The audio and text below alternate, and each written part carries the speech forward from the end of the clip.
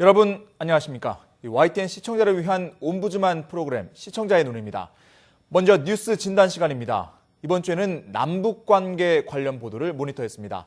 이정남 시청자 평가원과 정치부 김지선 기자 함께하겠습니다. 어서 오십시오. 안녕하십니까?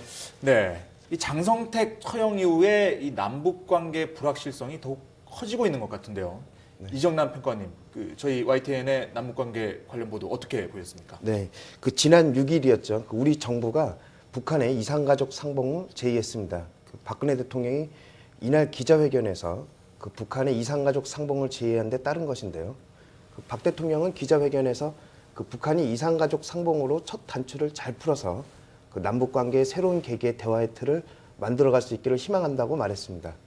남북관계 개선 의지를 표명한 북한 김정은의 신년사에 대한 화답으로 보입니다. 우리 정부는 김정은 신년사에 대해 최근 며칠 동안 진정성이 의심된다며 신중하게 대응해 왔는데요. 박근혜 정부는 출범과 함께 한반도 신뢰 프로세스를 표방했으나 1년 가까이 아무런 성과가 없었습니다. 북핵 문제가 가장 큰 걸림돌이긴 하지만 남북한 당국 간의 신뢰가 쌓이지 않을 경우 남북 대화는 단절될 수밖에 없습니다. YTN은 북한의 신년사와 또 우리 정부의 이산가족 상봉 제한 배경 등을 전문가를 출연시켜 보도했었는데요. 앞으로도 남북 문제에 대한 심층 보도가 필요해 보입니다. 이산가족 상봉은 순수한 인도적 문제지만 남북 관계 개선과 또 긴장 완화의 돌파구가 되기도 했습니다. 하지만 이번에도 또 북한이 거부 의사를 밝혔는데요. 구체적인 이유가 무엇인지 궁금합니다. 네, 지난해 추석맞이 이산가족 상봉도 북한이 직전에 일방적으로 취소했기 때문에 아쉬움이 더 큰 것 같은데요. 김 기자, 이번에 북한이 이산상봉 제안을 거절한 이유 뭡니까? 네, 북한이 이번에 이산가족 상봉 제안을 거절하면서 밝힌 이유는 크게 두 가지입니다. 가장 직접적인 이유는 3월 초 열리는 한미 연례 군사훈련입니다. 총탄과 포탄이 오가는 속에서 이산가족들이 마음 편히 만날 수 있겠냐는 겁니다.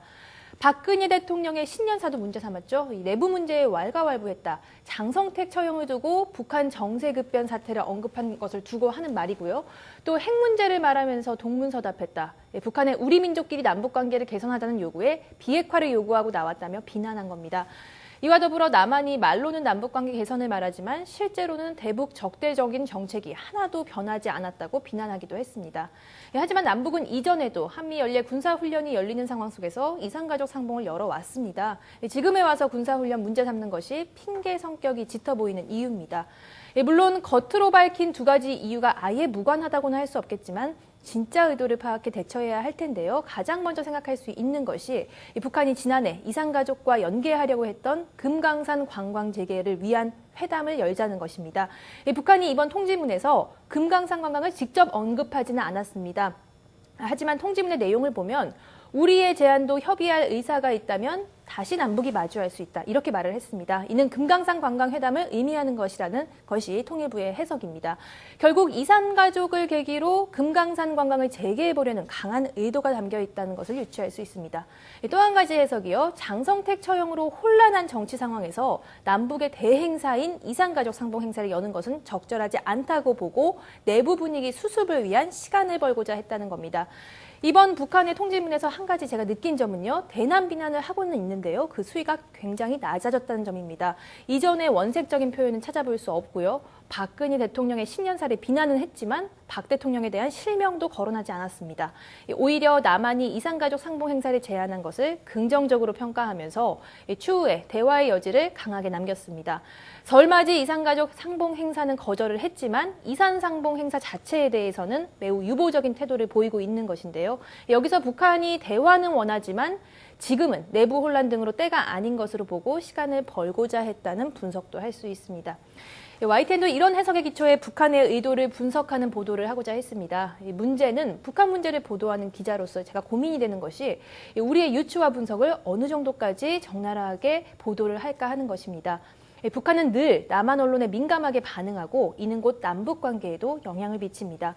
실제로 이번 통지문에서 남한의 대북 정책을 적대적이라고 비난한 원인 중에 하나에 언론도 포함됐습니다. 북한은 언론을 철저히 통제하기 때문에 우리 언론의 보도를 곧 정부의 정책으로 이해하는 경향이 있습니다.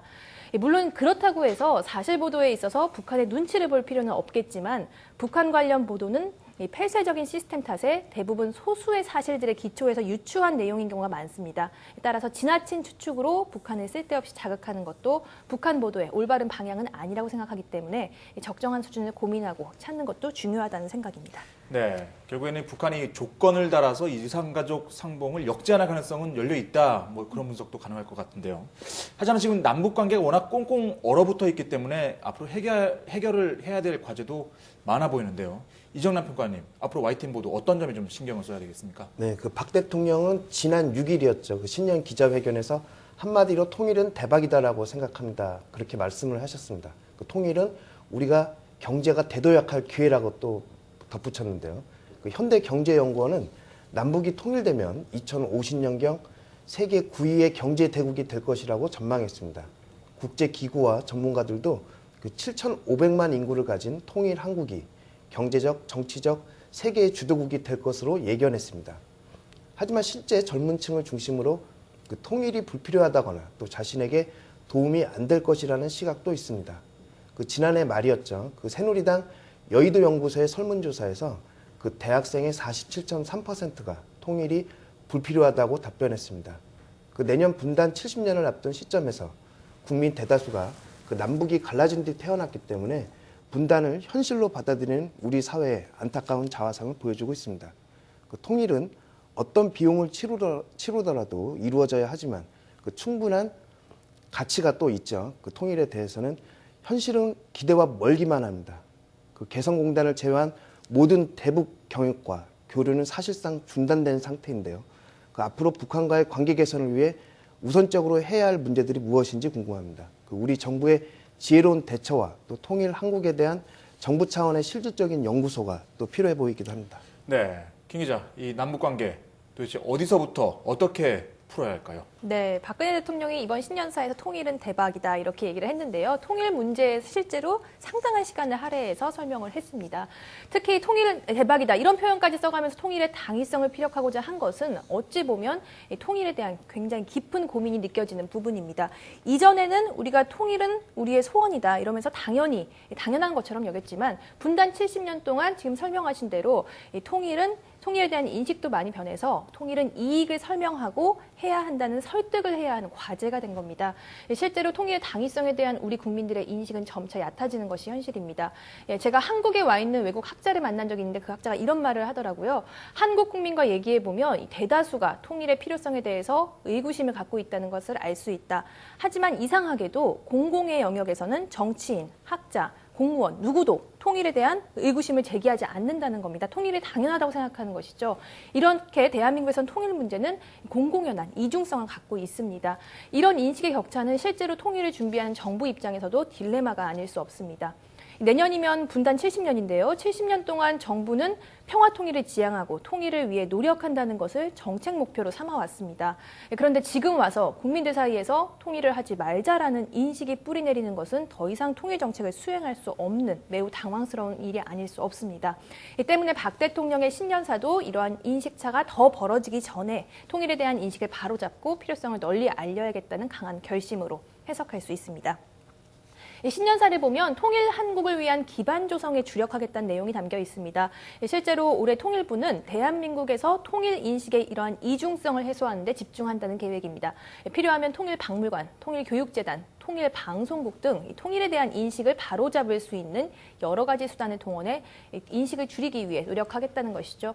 최근에 만난 통일부 고위 관계자가 이런 말을 했어요. 이 통일부가 남북 관계를 잘하는 것도 중요하지만 더 중요한 것은 통일을 준비하는 것이다. 일례로 독일은 통일 전부터 이 통일부가 양체제 주민들의 통일 인식을 해소하는 데 주력을 했고요.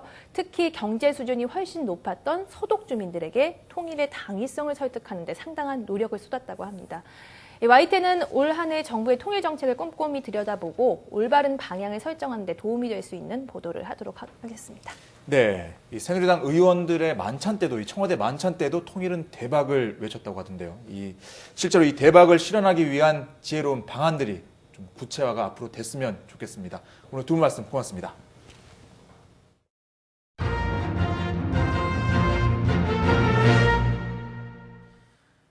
이번에는 시청자들께서 직접 만든 프로그램을 소개하는 시간입니다. 교통안전공단에서 교통사고 없는 안전하고 행복한 대한민국 만들기 UCC 공모전을 열었는데요. 여기서 대상을 받은 작품 함께 보시겠습니다.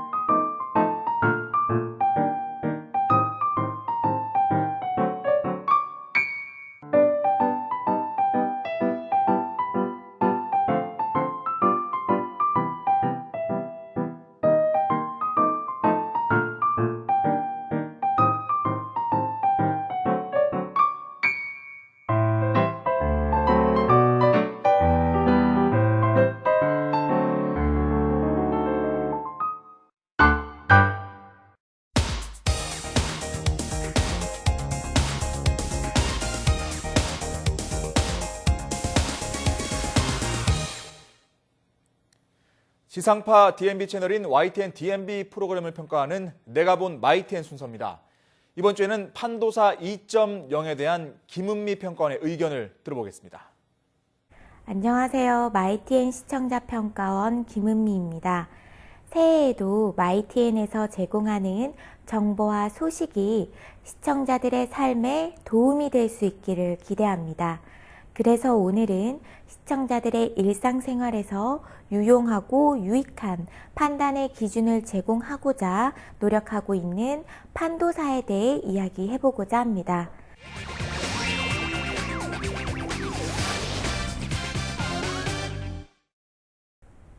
판도사와 같은 방송은 정보와 오락이 함께 존재하는 방송이라고 볼 수 있을 것입니다. 이러한 형태의 방송을 시청하게 되는 시청자들은 진행자나 출연자에게 쉽게 감정을 이입하여 동일시하게 됨으로써 방송에 대한 참여와 상호작용이 조금은 거부감 없이 이루어지는데 도움이 된다고 생각합니다. 예를 들어서 게스트나 출연자가 의사인 경우 출연자의 사연과 이야기에 자신을 동일시하여 의학 정보를 듣기도 하고, 경제 전문가인 경우에는 전문가의 사연과 이야기에 자신을 동일시해서 경제 정보를 듣게 되는 것입니다. 이러한 진행자들의 거부감 없는 이야기를 통해서 시청자들은 전문적인 정보를 보다 쉽게 자신의 생활에 비추어 봄으로써 수용하고 즐기게 되는 것입니다. 이러한 특징은 시청자들에게는 정서적 반응에 쉽게 접근할 수 있으며, 동시에 우리 사회에서 다양한 논의가 필요한 주제와 현안에 대해서도 친근하게 고민하고 생각할 수 있는 기회를 제공하고 있다고 생각합니다. 그래서인지 판도사에서 방송되었던 이날의 방송에서도 시청자들의 일상적인 생활에 밀접하게 관련된 주제인 올바른 조기 교육에 대한 정보가 전달되었습니다. 현실 속에서 찾아볼 수 있는 조기 교육 방법의 현황과 다양한 교육의 형태, 그리고 교육 목적에 대한 내용뿐만 아니라 잘못된 교육에 대한 인식과 문제점, 마지막으로 성공적인 교육 방법에 대한 내용을 다루었습니다. 그래서 조기 교육이 선행학습의 의미가 아니라 발달 단계에 맞는 적절한 교육이 되어야 한다라는 메시지를 시청자들에게 전달하기 위해 노력했다고 생각합니다. 이처럼 정보와 오락이 함께 존재하는 특징을 가진 판도사를 통해서 시청자들은 해당 주제에 대한 공감과 우리 사회에 나타날 수 있는 다양한 문제 해결에 대한 필요성을 느낄 수 있게 되는 것입니다.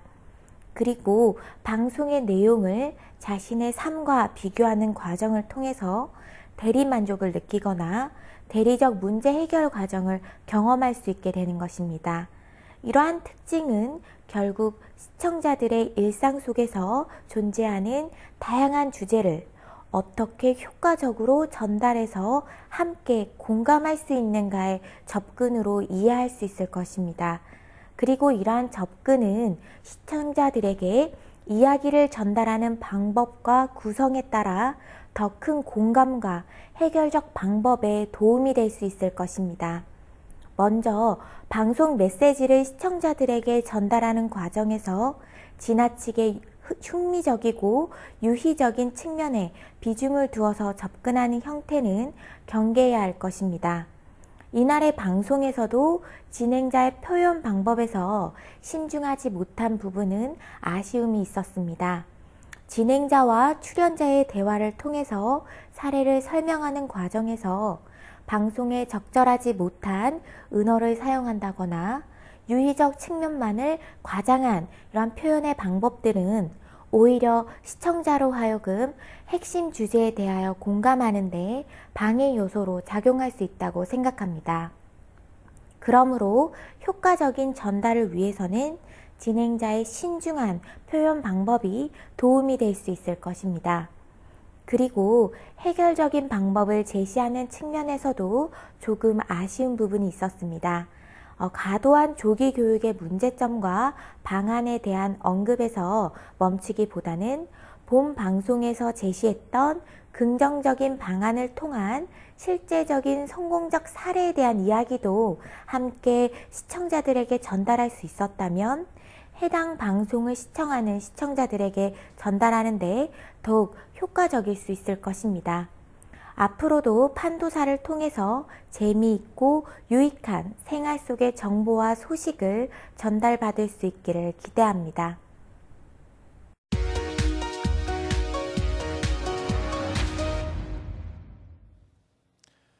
이번 순서는 시청자들의 지적사항을 정리한 모니터 보고 시간입니다. 이 YTN 뉴스를 시청하다 보면 자막에 틀린 글자가 종종 눈에 띈다는 시청자 지적이 그동안 여러 차례 있었는데요. 지난주에도 자막의 표기 오류가 여전해서 좀 더 세심한 주의가 요구됩니다.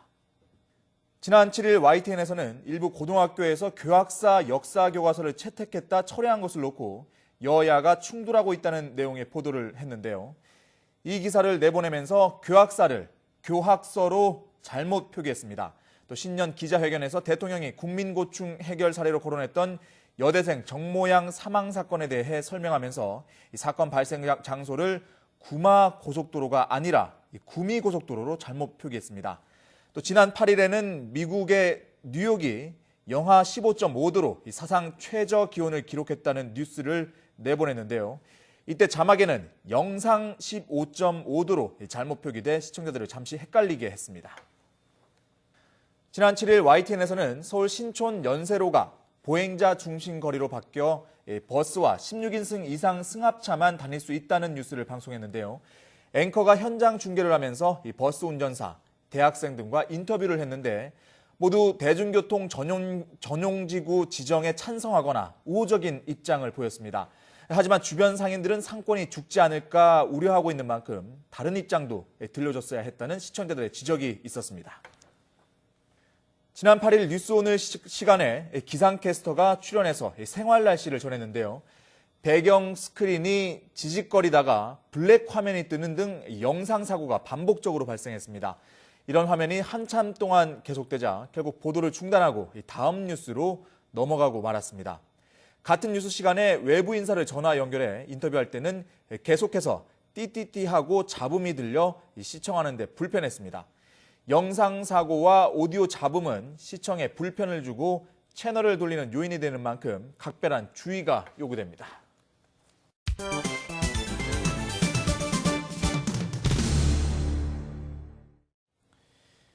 언론 전문가로부터 우리 언론의 문제점과 발전 방향 등을 들어보는 매체 비평 시간입니다.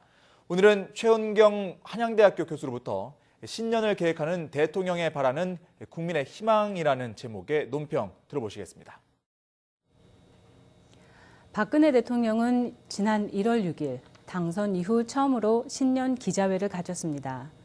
박 대통령은 신년 기자회에서 경제 활성화와 일자리 창출, 그리고 공공부문 개혁을 포함한 남북 관계, 노사정 대타협 등 국정 전반에 대한 자신의 구상을 밝혔습니다. 박 대통령의 신년사 이후 이어진 공식 기자회견은 전국에 생중계되었고 국민들은 대통령의 국정 운영에 대한 의지와 방향을 이해할 수 있었습니다. 취임 후 불통이라는 논란을 의식한 것이 아니냐는 지적도 있었지만 박 대통령이 후보 시절 강조했던 국민과의 소통을 실천하려 노력했다는 의견도 많은 듯합니다. 특히 대통령제를 따르고 있는 미국과 같이 국가 원수가 국민들과 자유롭게 그리고 자주 소통하는 정치 문화에 아직 익숙하지 않은 우리 입장에서 본다면 박 대통령이 기자회견을 결심하고 회견 동안 꼼꼼히 그리고 성실하게 답하는 모습은 그 자체만으로도 대한민국 정치가 변하고 있다는 증거라고 평가되기도 합니다. 박 대통령의 신년 기자회견 주요 내용을 보면 경제, 통일, 공공개혁, 남북관계, 그리고 소통이 주제로 꼽히고 있는데 주제에 따라 여당과 야당 혹은 진보와 보수 언론은 각각 다른 시각과 입장에서 이를 해석하고 다양한 논의로 발전시키고 있습니다. 언론과 방송사들의 분석에 따르면 박 대통령은 신년사에서 국민과 경제라는 단어를 26회와 24회로 가장 많이 사용했다고 합니다. 다음으로 개혁, 통일, 규제, 일자리가 있지만 복지와 국내 정치에 대한 언급은 거의 없었다고 합니다. 이는 박 대통령이 소신껏 기자회견을 했더라도 국민들은 아직도 대통령과 소통하고 싶은 주제들이 많다는 뜻이 될 수도 있습니다. 그런데 박 대통령의 신년사 기자회견이 생중계된 이후 대부분의 방송 뉴스에서는 대통령의 기자회견 내용을 요약하고 정리하는 것에 더 초점을 맞추어 보도했습니다. 예컨대 대통령이 어떤 내용을 강조했고 어떤 주제에 대해서 어떤 어휘로 발언을 했는가 하는 미시적인 것들에 대해서만 치중을 하다 보니 대통령과 기자들이 나눈 질문과 답변에 대한 맥락과 그 배경에 대한 깊이 있는 분석과 해석이 상대적으로 부족했던 것입니다.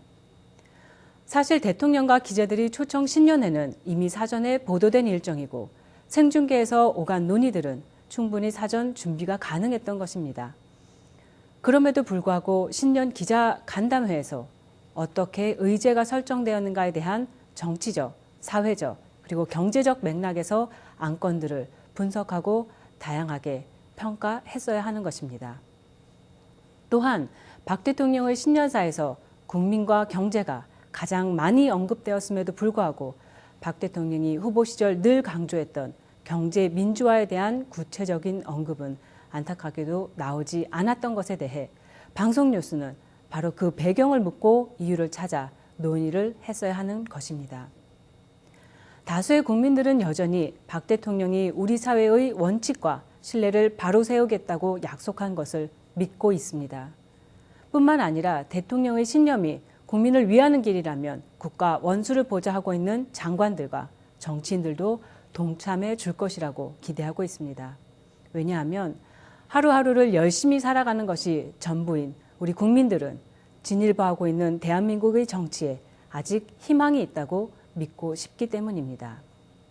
시청자의 눈은 시청자 여러분의 참여를 기다리고 있습니다. YTN 홈페이지 시청자 의견 코너에 글을 남겨주시면 좀 더 정확하고 공정한 방송을 만드는 데 참고하겠습니다.